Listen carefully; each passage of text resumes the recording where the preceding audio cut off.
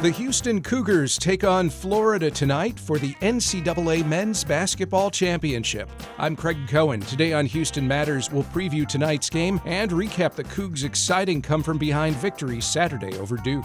Houston Matters with Craig Cohen is a production of Houston Public Media with support from Baylor College of Medicine. Also this hour, Houston Chronicle meteorologist Justin Ballard joins us to discuss an early outlook for the upcoming hurricane season.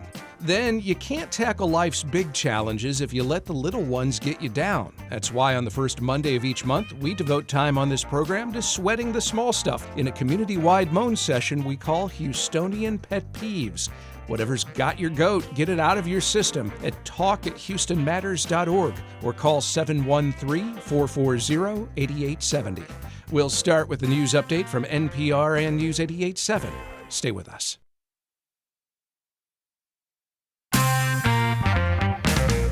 This is Houston Matters. I'm Craig Cohen. Good morning. Coming up this hour, we dig into an early outlook for hurricane season. It's not great news. Also, we welcome your inconsequential gripes in another round of Houstonian Pet Peeves. But first, as you just heard, the Houston Cougars take on the Florida Gators at the Alamo Dome in San Antonio tonight for the national championship in men's college basketball. The Cougs overcame a 14-point deficit with 8:14 remaining in the second half and outscored Duke 9-0 in the final 33 seconds en route to their Final Four victory Saturday, 70-67. Now they tip off against the Gators at 7:50 tonight. The two teams enter the championship with identical 35-4 records. Normally, we would wait till the end of the hour on Mondays to talk sports, but why wait? Houston Press writer and Believe in Astros podcast co-host Jeff Balke's here. Let's play our game. Good morning, Jeff. Good morning, Craig. Before we get to tonight's matchup, we should probably talk about Saturday's big win over Duke.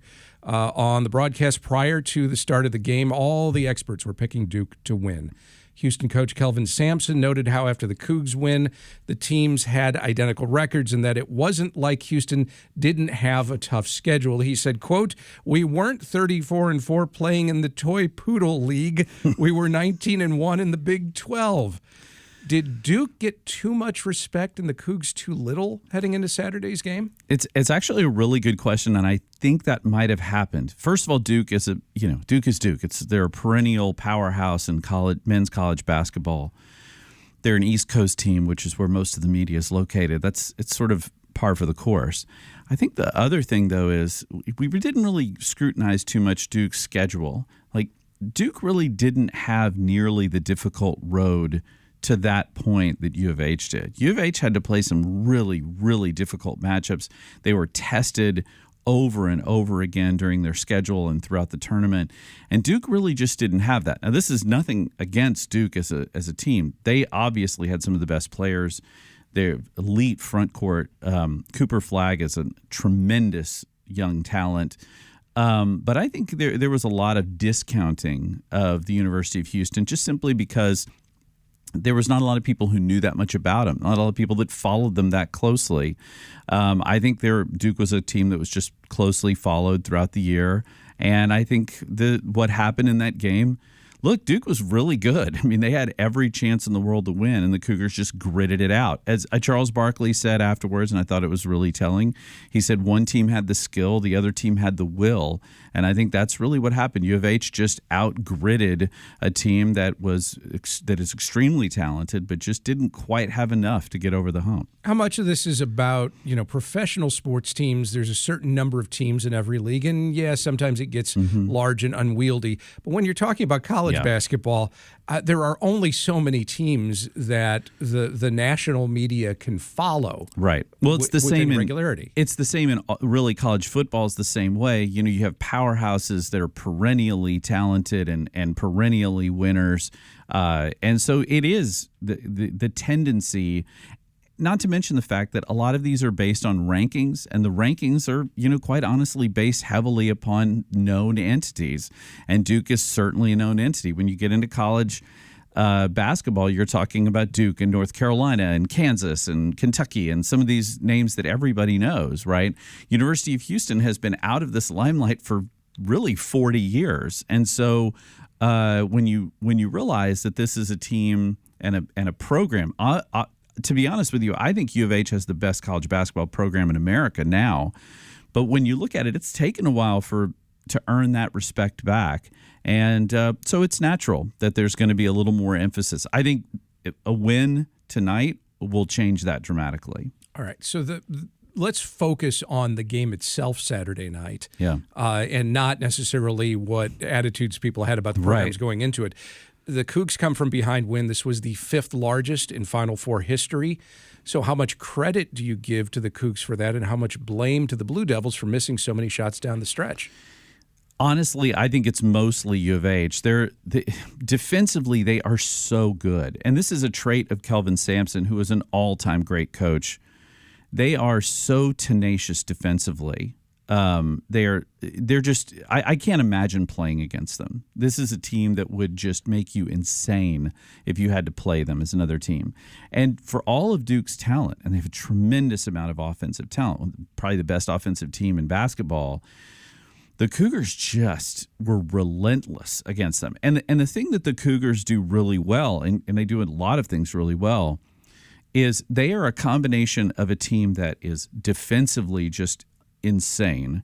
They shoot the three better than any team in college basketball, and they're the best offensive rebounding team in all of college basketball as well. So you're combining the things that are just essentially hustle points mixed with shooting. And so it just makes it really, really difficult to put them away. And I think what we saw, it's one of the craziest comebacks in the history of the Final Four. I mean, essentially they were down 9 points with 3 minutes to go. And just a remarkable comeback for Sampson and his squad. All right, to tonight's matchup with Florida, who I think last week you suggested was pretty likely to be in the championship game. Not to toot my own horn, but in my bracket, Florida and U of H were in the final. That was my bracket selection. Now, my wife neglected to turn it in on time. And I'm not going to say. Okay, so this magic bracket that had the picks. Hey! I will bring you a copy of it. I still have it saved. Yeah, well, you might have written it down somewhere. I know. morning. I put it on the computer. Okay. That's how I was. No, but I picked the Cougars in Florida. Yeah. I thought Florida might be the best team in the country, along with Duke already. I think they're they're an elite offensive team. Not as good defensively, probably close to top 10, but they're elite offensively, and that's their greatest skill with a really elite front court. Well, it sounds like that should be a really intriguing matchup tonight, elite offense against elite defense, and you see which one's better. I think that's true. I think that really the biggest key in this game is, look, the Cougars have made their living shutting down the best players for other teams. And the best player for Florida is Walter Clayton Jr. He's had 2 30-plus point performances in his last couple games in the tournament. He's been absolutely spectacular. He's hit difficult shots. He's a guy that if he gets going, he is difficult to stop. If the Cougars are able to limit him, my colleague at the Houston Press, Sean Pendergast, said the over-under for his point scoring is 18.5, which is ludicrous considering he's just scored 34 against Auburn. But if you limit him down to that number, I think it gives the Cougars a really good chance to win, because the other guys in Florida, very, very good players, but they don't really have the dominant single weapon like Walter Clayton Jr. And that's the type of player that the Cougars they've got to hold him down. If they can hold him down, I think they have a really good shot. Win or lose with this year's club in the championship, with multiple Final Four appearances now in recent years, does U of H now have a boost in future rankings and attitudes surrounding its program? Yes, I think more so they have a boost in recruiting. I think you've seen that, especially. I mean, they got Milos Uzan from the transfer portal. They've got Jawan Roberts, who's a fifth-year senior who's been here this whole time. They have real legitimate. This is all of Kelvin Sampson's teams. The amount of time he's been here at U of H, they've all been phenomenal defensively.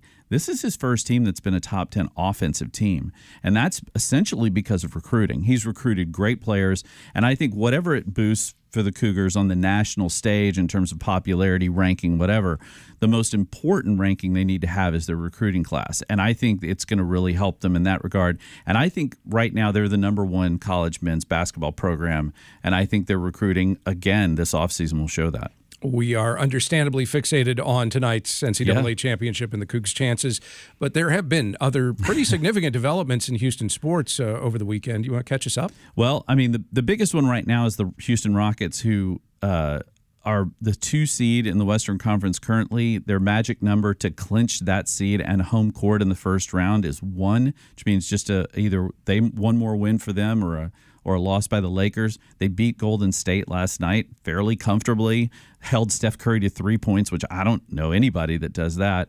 They're a really, really good team. They're going to be dangerous come postseason. They are going to be a team that I don't think anybody's going to want to really match up with. Also, the Astros, hey, despite looking pretty terrible in several instances after a comeback yesterday, they're now almost at 500, and they've won their first 2 series of the year. So it's a long season in baseball. We'll see how that goes. Before I let you go, just briefly, Sunday, Alex Ovechkin became the all-time leading goal scorer in NHL history, surpassing Wayne Gretzky with 895 goals. Ovechkin pulled it off in 1,486 games. When Gretzky set the record, it was one of many that few thought would ever be matched. It only took 26 years for somebody to come along and do it.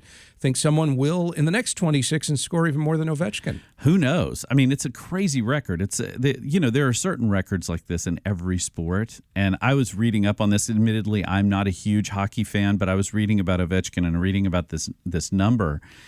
I mean, it's when you think about those kind of things, when you think about eclipsing scoring titles or the games played streak, in Major League Baseball and like those kind of things, these are huge milestones in the history of the sport. Sports that are now close to 100 years old or more. So that's incredible that he was able, and he's still got a couple more years to go. He could really put this completely out of reach. You think, but that's what we all thought Gretzky was doing. We'll have more on tonight's NCAA championship game between the Houston Cougars and the Florida Gators on Hello Houston from 11 to 1. Among Ernie, Celeste, and Frank's guests, Mayor Whitmire and Houston Public Media's Mark Norris, both live from San Antonio. And from the Phi Slamma Jamma era of Cougs basketball, Stacy Belcher. That and more on Hello Houston starting at 11. Jeff Balke writes for the Houston Press and co-hosts the Believe in Astros podcast. Jeff, thank you very much. Thanks, Craig. Go Cougs. Go Cougs. Up next, an early outlook for the upcoming hurricane season, which suggests we should gear up for lots of storms. We discuss with Houston Chronicle meteorologist Justin Ballard as Houston Matters continues.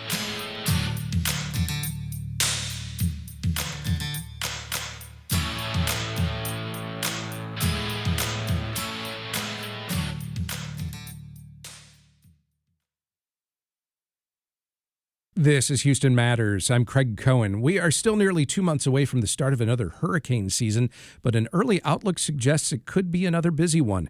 Here to discuss that, report released Thursday by a tropical storm modeling team at Colorado State University is Houston Chronicle meteorologist Justin Ballard. Good morning, Justin. Good morning. Based on how chilly it is out there, it's kind of hard to believe we're talking about hurricane season, but it's right around the corner. Yeah, Colorado State's Tropical Cyclones Radar Atmospheric Modeling and Software Team.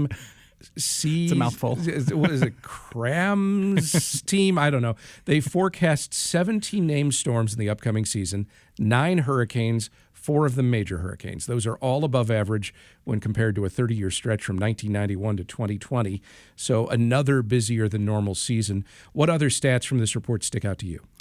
Well, first of all, I want to put a little bit of context on those numbers. Those numbers are above the normal 30-year average that you just mentioned, but they're not nearly as high as last year's outlook when it came out in early April. So maybe that's some silver lining, but it really doesn't matter at the end of the day. It really shouldn't affect how you're prepared. Some other stats that stick out to me, looking at just the Texas coastline. Now, obviously, there's a lot of coastline to talk about there, right?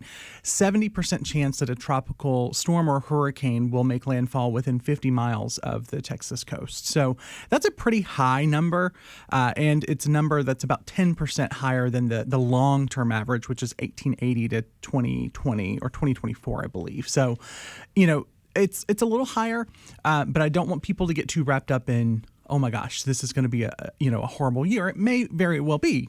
It just takes one. We discovered that last year.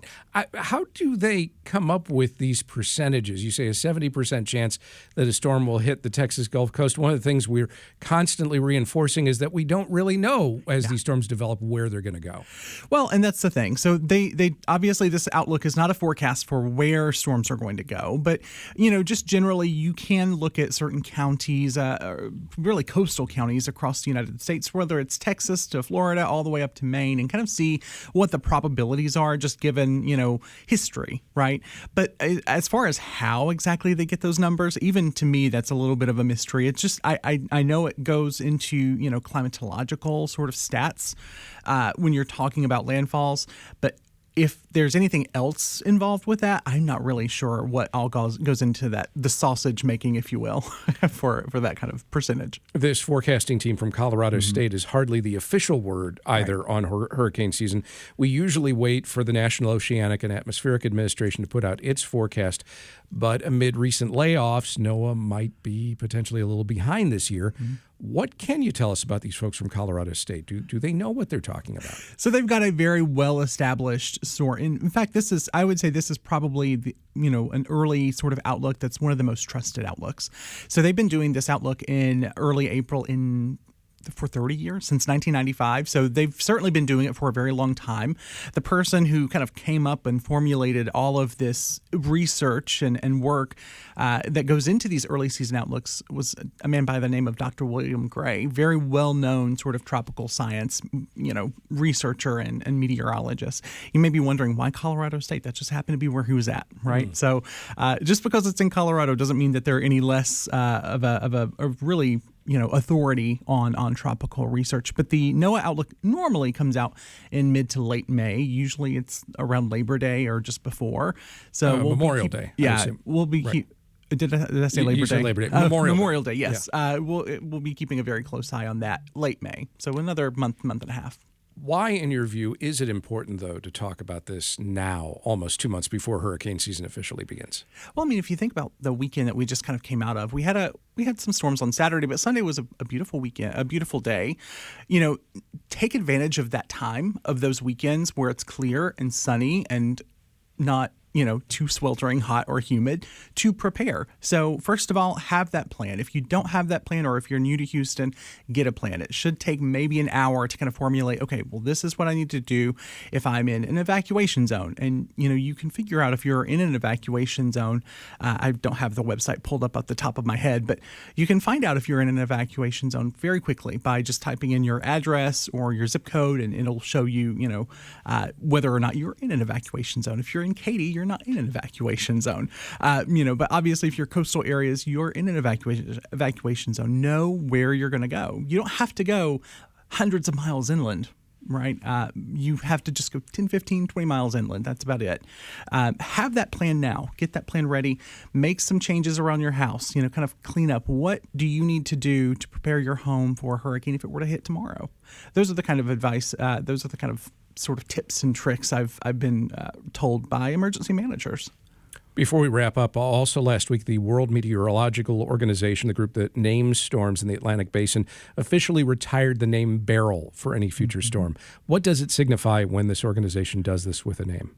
So Beryl obviously was a high impact event for us here in Houston. It's no surprise that Beryl was retired. I forget the exact number, the death toll, but the billions of dollars in terms of losses from Hurricane Beryl. So that's why Beryl was retired. So we've had a couple Beryls before, but Beryl will not be a name that we see again in the future. Neither will Helene or Milton. Justin Ballard is a meteorologist with the Houston Chronicle. Justin, thank you very much. Thank you for having me. Just ahead, it's the first Monday of the month. That's when we set aside time to sweat the small stuff in another round of Houstonian Pet Peeves.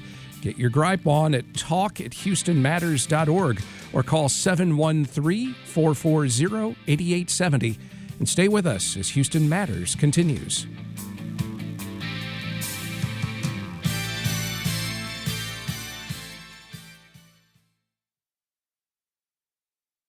This is Houston Matters. I'm Craig Cohen. On the first Monday of each month, we set aside time on this program to sweat the small stuff. It's a conversation we call Houstonian Pet Peeves. We do it because you can't tackle life's big challenges when the little ones get in the way. I'm talking about those petty annoyances, those frustrations, those things that make your life here in Houston just a little less than it could be. Email your pet peeve now to talk@houstonmatters.org, or you can call us at 713-440-8870. A reminder about the ground rules: no swearing, no defaming. Otherwise, we encourage you to let loose. And as we peruse your peeves, once again, we seek reaction from our champion complainers, Houston Chronicle op-ed editor Lisa Gray and Craig Lavati, public relations specialist at Public Content. Lisa, Craig, good morning. Good morning. Once again, the number to call to join our group moan session, 713-440-8870. Or if you want me to read your peeve on the air, email it to talk@houstonmatters.org. I'll do my best to fulfill, with the all dramatic muster, the rant that I'm no Lewis Black, but I can do a pretty good job of selling what it is you're have a lot of bottled up rage, Craig. Just a hair here So and there. rageful every day when we come in Can't here. you tell when you look at me, you're just Just like, like- God, man, that's an angry man. Yeah, teapot. That's what I call you behind your back.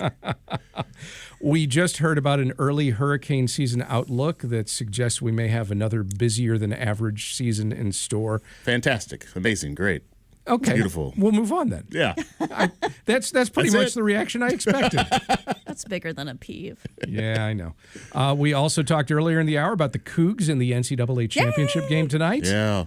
Any sports-related peeves on your mind these days? Yes. Uh-oh, okay. Okay, it's about tonight's game. Yeah? This is good. Why is it at 7:50 p.m.? Why not 7:30? Why not 8? Why do this to me? Why take up that extra smidge of my brain space? I think I have a pretty clear answer, which is long pregame show. Yeah. Lots and lots of I don't ads. wanna watch Saturday night's that. game was supposed to be at 7:49 p.m. Right, But then it and got pushed back to like 8:20. 8:20. Which was even more infuriating. Yeah, right? But at least there was a reason. Exactly. There was another game in front Yeah. of it. I got that. But And then advertising, and then pregame shows, postgame shows, Yeah. whatever Visa wants to throw their money at, I guess. I don't have to like it. And why is it so late? I mean, all of Houston tomorrow is going to be coming in to work kind of draggy. When should is it be then? 7:50 that late? Yeah. though? If kids go to school, my husband teaches It's high school. 7 World so Series it's- games. 2 We're hour- fine. We can handle it. We can hang. 2.5 hours? Red Bull, you're coffee. probably off to bed around 10:15. Unless they win, in which case you're celebrating Yeah. till midnight. And they're then going to it's a problem. win, Craig. Come on. Well, I'm just saying. They're gonna. And then I'm excited. Anything else in terms of sports peeves? Sports ball people are back out. Yes. Yeah, they're like, sports. And I'm just like, come on. Just get with it. Like, get Be along. a fair weather fan. Yeah, Come on. be a fair weather fan. Wear red and black. Who knows? Who cares? Yeah. City pride. So, my friend James Glassman has another great peeve, which is that, okay, they're playing in San Antonio. The Alamo Dome, it is not, in point of fact, a dome. Why do we let them get away with calling it a dome? Well, because it's a covered venue. I think there's maybe But All dome venues gets have thrown roofs. around quite a bit. that's true. know? It's I think it's the Astrodome's fault, but honestly, we're just throw the word dome on it. well, was It makes it what, cooler. was the Astrodome not a dome? No, it was a dome. I'm Yeah. saying like everything That was a had real covered dome. after that It became became a dome. blank dome. Okay. Yeah. When Ralston Purina owned the St. Louis Blues and their building, they called it the Checker Dome in reference to the Ralston Did it Purina have an logo. actual dome on the top? Oh, it did. Yes. Okay. Yes. Yeah, because the Alamo Dome is just like it's like a tent with like tent poles. It doesn't look like a dome at all. Well, I think the Alamo tent would not be a good selling point for marketing for a name. Yeah? That's a few blocks away. Yeah, Alamo Venue just doesn't cut it. No. A recent guest off-air noted how with so much swirling around politically and economically these days, she's finding it even hazardous to just basically ask people, how are you? First of all, I'm just wondering, are you finding that? Oh, You get that response when you ask somebody how are they. They go, All right. Okay, so this gets Yeah. to my peeve, which is when I am asked that, and I can't work out whether they really want to know or they're just making small talk. Right. Sometimes it's obvious and it's just somebody kind of blowing past you, a quick, how are you? Fine, how are you? Okay, move on. But there are times where you're like, wait a minute, because I might have a whole lot to say. I'm ready to trauma dump here, and I'm Yeah. ready to like. And I get about a sentence in, and I realize, no, they did Right. not want my life story. You're not And, in my network. You're not on my insurance plan. I can't. so I don't know. Okay, for today, we have a thing. We can say, "Oh, the Cougars are playing tonight."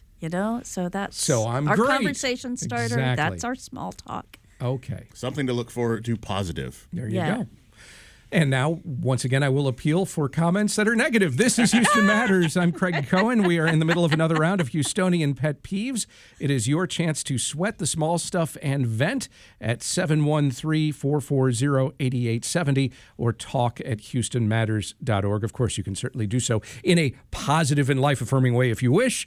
Let's begin with Julie in the Galleria area. Julie, what's your Houstonian pet peeve? Now, that's only one peeve right now, too. I wanted to mention that you said something last month or month before last about self-checkouts. I don't trust them because I don't know if anyone's there. And I've been with someone who's picked out the salad in a free bin, but she also put in extra things. And that to me is cheating. We need humans. We need humans to work. Humans need to earn, not robots. You got to be careful Tired about of what humans. you code into. If you've got an item that doesn't have a barcode on it and you're coding it in, you cannot say that huge chunk of meat are grapes. bananas. Grapes. Right? Exactly. Yeah. Something that's suddenly 49 cents a pound. That's not going to work. Yeah. Yeah, Fair point, Julie. Thank you for the It requires call. us all to be a little extra honest. Yeah. And I actually think some amount of trust in society is not a bad thing, but I hate it when I'm tempted, Yeah. Well, you typically have a human being nearby keeping an eye on each of the self-checkout lanes, but they're not going to be checking everything They're that you not gonna scan. So check like when the number Lisa I comes type in, through and she yeah. wants to get her case of beer, like she's always like tempted to like not check it out and like just I know how she is. But the opposite is also Dash. true, which is that so often you'll see something in the aisle that is for sale, 3 for $5, and when you get there to scan it, it doesn't seem to register whatever that deal was. Right. And so You now don't need it anymore. Yeah. Well, that's true. That I mean, happens to me. we may not have those deals. Much longer, no. All right. Next up is Thomas in Montgomery. Thomas, what's your Houstonian pet peeve?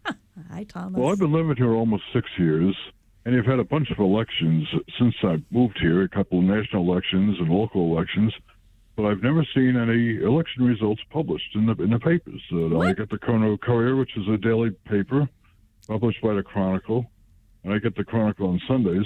I've never seen any election figures from anybody.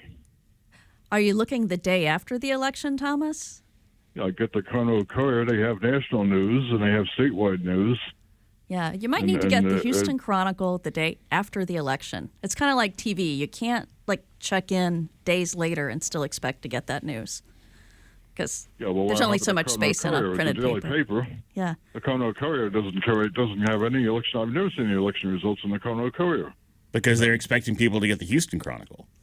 but anyway, Well- sorry about that. We appreciate the peeve, and not everything is always going to end up in every forum and every place. But Election it, results Lisa. are important. But I, mean, I that's- feel compelled to point out that you can find detailed election results each election night and the following day at houstonpublicmedia.org. yeah. So I would I've heard of encourage them. you to Fancy go website. online, Thomas, if you can. Christy from Memorial said simply, Intercontinental Airport, the parking, the wait, the mess. I'm sorry, Christy. it was Travel ever is rough. thus. Yeah. Lloyd is in Northwest Houston. Lloyd, what's your Houstonian pet peeve? Good morning. My pet peeve is this tax abatement that the state has allowed for developers who are supposed to include low-cost units in their apartment complexes. Apparently, according to what I'm reading in the Chronicle, they are receiving the tax abatement, but they found a way to not include any low-cost units, and they're getting away with it. Yep. That is infuriating. All right. Thanks for the call. Let's talk about it. So, I mean, we see this pretty routinely that in one form or another, there are promises for some program, some project, something. Tax increment reinvestment zone, whatever it is, gonna build housing. It can be voters approving or denying something, and then somebody comes along and reverses that policy later, or they say that's not what the language said, and it goes to court. And yeah, it's frustrating. The more of those kinds of things that happen, the more you're like, why do we even go through all of this? Right. Yeah. It's infuriating. And with some of these, it's really hard for a voter to do anything about it, even if you know what's going on. So I'm with you. I am peeved about that. Let's see. Mario writes, I'm not against bike lanes, but we need to admit they are not a panacea in terms of getting Houstonians out of their autos. Even if we make 50% of all lanes in Houston bike lanes, how many families would use them to get themselves to school and work daily, especially in the brutal summer months? This is an ongoing debate that we've heard a lot about, especially last week. It kind of came to a head. We've been talking about it on air. There are those who feel very passionately about expansion or maintaining certain number and degree of bike lanes, just as there are others who feel passionately about maybe the city's gone too far in the development of them. And we're seeing with the new administration changing policies there. It's weird. I mean, okay, first of all, you don't have to worry about kids riding to school in the summer because schools are out generally. But I do think it's a problem. Like, if you do look at places like Amsterdam that actually went from not having a lot of bikes to having a lot of bikes, it can happen pretty quickly. And they have a lot of, there it's cold weather, and people are biking in large numbers anyway. So it can happen. It has happened in another city. Can it happen in Houston if we connect things up? We don't know that yet. You know, it's kind of like having roads that take you to one place, but then you can't get to the next one because there's not another road to take you to that one. So, I don't know. We have a response from Mary, a suggestion to how to respond to "How are you?" Oh. Very simple one. Upright and coherent. There we go. Well, I like then it. you have to Sometimes follow through and be coherent. coherent. Yeah. Well, you're saying that's a little too much pressure. Yeah, huh? that's too much to ask for some of us. Yeah. Here are a few peeves we didn't get to or didn't have time for last month. Elizabeth wrote in to gripe about the LED lights on cars and trucks. She says they are blinding and hazardous, and she wonders who regulates them and says, thank you for letting me vent. You are welcome, Elizabeth. For whatever it's worth, there are standards for all automotive lighting equipment, LED lights included. It falls under what's called the Federal Motor Vehicle Safety Standards. Those regulations are the responsibility of the National Highway Traffic Safety Administration. And yes, in case you're wondering, that is one of the government offices that has experienced layoffs since January. All right. As part of the mass layoffs by the Elon Musk-led Doge effort. That standard, I think, only takes into account the person who is in the car driving. It does not take into account the other people on the road. It's one of those things that needs to be changed and updated. Or it takes into account the standard that automakers maybe provide, maybe not what gets tricked out later. Yeah, you can do anything, aftermarket. Marshall's annoyed by what he calls garbage bag mismanagement, as in when the trash bag isn't all the way in the trash can, comes loose and ends up at the bottom of the can. The bag, Marshall says, is too small and has a bubble. I have this with my kitchen trash can bags, I can say. The bags, I get where he's coming from. Just a touch too small for the can, but the next size up then is way too big. This is kind of like the number of hot dogs and hot dog buns that are being sold and how they often never seem to match. Trash bags should match the typical size and shape of the trash cans. They seem to claim that they do, and yet... But trash can technology these days, you can't keep track of it. Right. There's so many different amazing trash cans out there. It's my own fault because I have one of those cylindrical trash cans, and they're probably in rectangular trash can world. If anything, it's world. the trash can people and the trash bag people that are in some sort of like cahoots War there. with each other? Yeah. So And maybe next time we have to take our bag with us Yeah. before we buy a garbage can. is Same this actually a war between these industries, or is collusion, this, if anything. I was just going to say maybe this is some big conspiracy. It's collusion. Big trash is Yeah. getting us all On both sides. Big garbage. Juan is a longtime listener from New Caney who writes, "My pet peeve in Houston and surrounding areas is people not using their turn signals to turn into a street or change lanes." You're the first person who's ever complained about that, Juan. All right, look, Nobody's ever complained about turn signals. I just have to say, Yeah. To do this for 7 years, It's Craig. a hardy That- perennial. We haven't changed it yet, it but we can. requires, think about what we're talking about here. It requires moving your left arm up or down slightly. But if you're texting, you don't have time. This is what I'm saying. It's a lot to ask. Yeah. Yeah. Just, Yeah, I've heard people say, but I don't want to give them warning about what I'm going to do. I want to Yeah. keep them guessing so they Yeah. pay attention. Claudia's in Spring Branch and is annoyed by some have and have notness going on in the area. She writes, "It seems like all the money to beautify Greater Houston goes to the rich areas like Uptown, Memorial, etc. Spring Branch and other middle-class neighborhoods like nice things too. Arrogant," she says. Yep. I guess. I mean, this kind of is attached to that housing complaint that we don't always have direct ways to talk about how our money gets spent. We have all these sort of quasi-governmental things. I would say the same thing goes for the neighborhood that we're in right now in Third Ward. You know, even after Beryl, even after the derecho, like it took weeks for some things to get cleaned up. Other parts of the city were good as new within a week. I will say our studio looks very nice. Yes, it does. Doesn't look like a hurricane hit it at all. No. But during hurricane season, you may end up living in here. I'm That aware. couch right there. Couch looks much more comfortable. You already than look my at it office. now, you're like, yeah, wow. Yeah, I could sleep there if I had to. I could do that. We are fielding your Houstonian pet peeves at 713-440-8870 or talk@houstonmatters.org.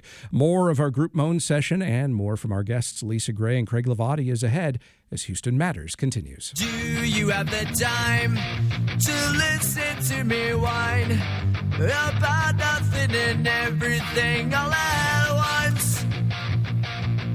I am one of those melodramatic fools, neurotic to the bone, no doubt about it. This is Houston Matters. I'm Craig Cohen. We are in the middle of another round of Houstonian Pet Peeves.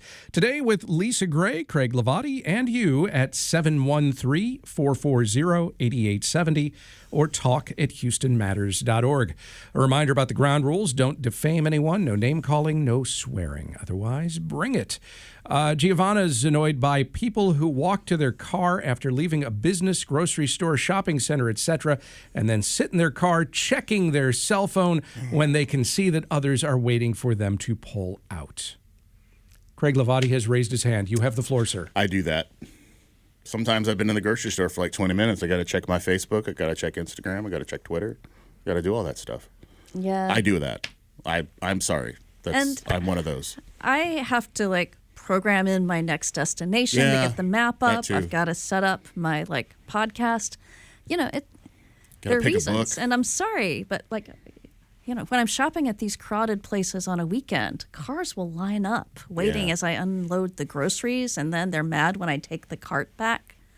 It's really getting hard to not feel like you're not taking up space. Well, since the two of you are Are offenders? owning I'm up to guilty of this, it, yeah. Since you're owning up to it, I will admit it annoys me too when you two do that. Because you can see the glow of our phones and our faces. You're just like, hurry up. Yeah. Kate's had it with the drag racers on Allen Parkway. Throughout the entire night and on weekends, cars are tricked out so loud they wake people up within miles.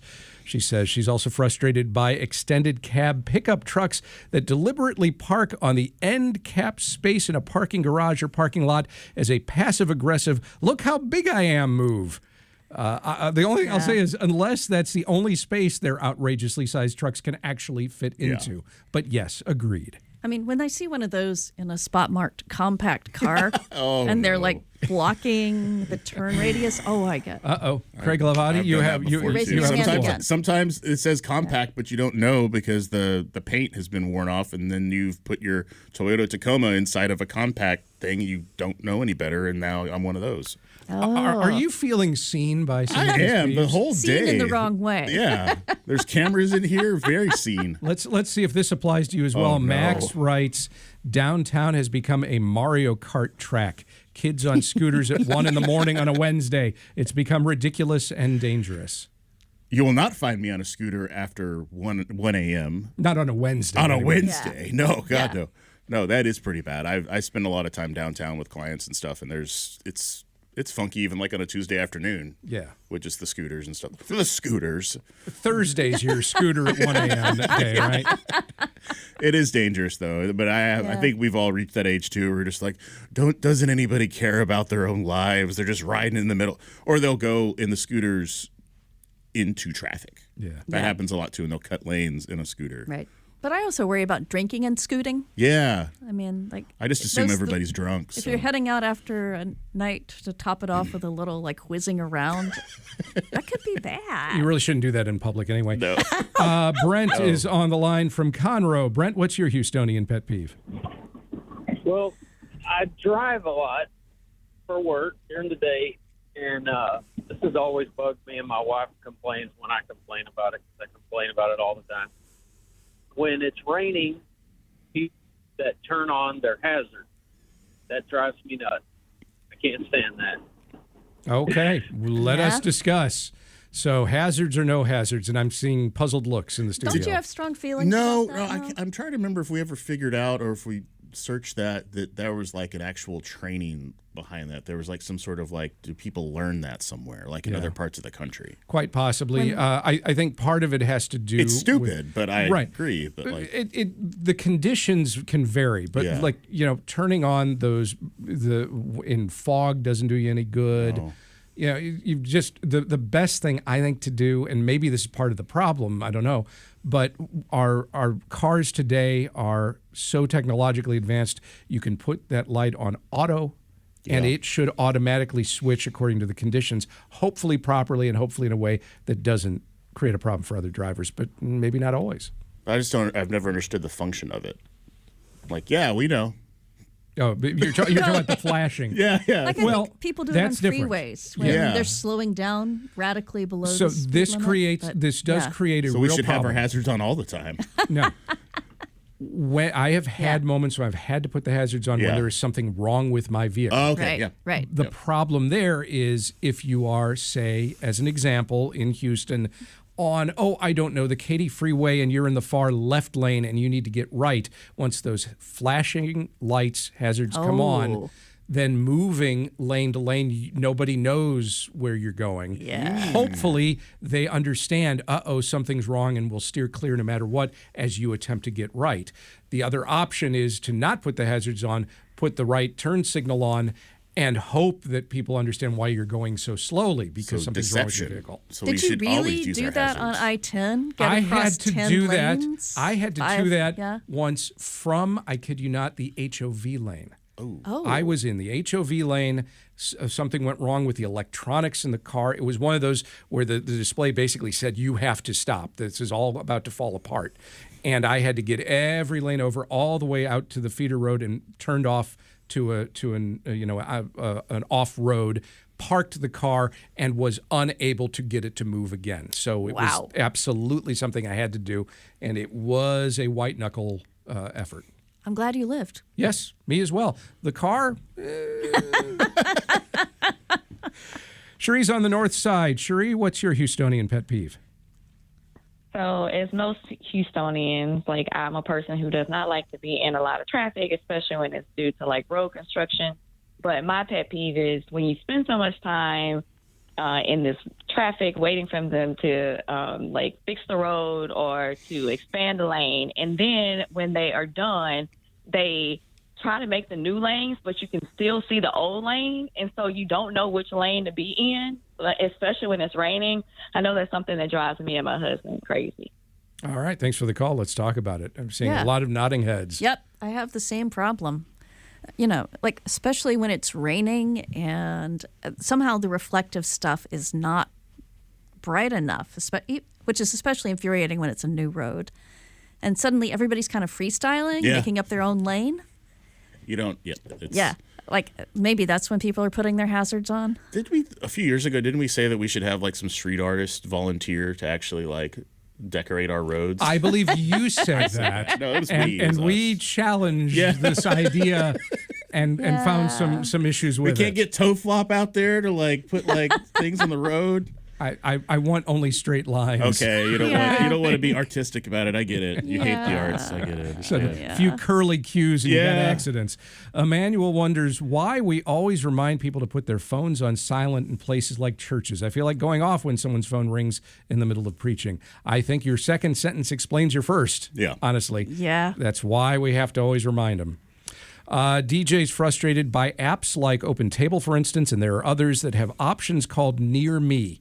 When I click on it, I think I'm going to get results at least somewhat close to my Museum Park neighborhood. But no, I get places listed on the far west side or northeast or Pearland or Katy and maybe a few actually near me. It's a useless feature, DJ writes, especially in this day and age of technology where every app knows your actual location.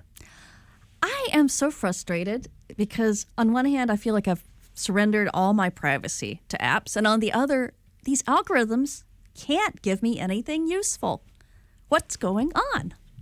I don't know. I mentioned this on Yeah. air very recently that at one point I used one of those AI generated things. It gave the suggestion, hey, you want to learn about details of Houston Matters episodes? I thought, oh, I'm curious to see what it thinks we do. So I clicked on it. It said I couldn't find any details on that, but here are some details about episodes of the 1980s TV series Matt Houston. I've had that come up before too. Very helpful. Bob in Galveston wrote in last month just after we wrapped up, but shared this story. He says, I went to the DMV to renew my driver's license on February 13th. It's rarely busy down here, and I've always been in and out in about 10 minutes. But after my friendly welcome to the DMV came, the dreaded, do you have an appointment followed.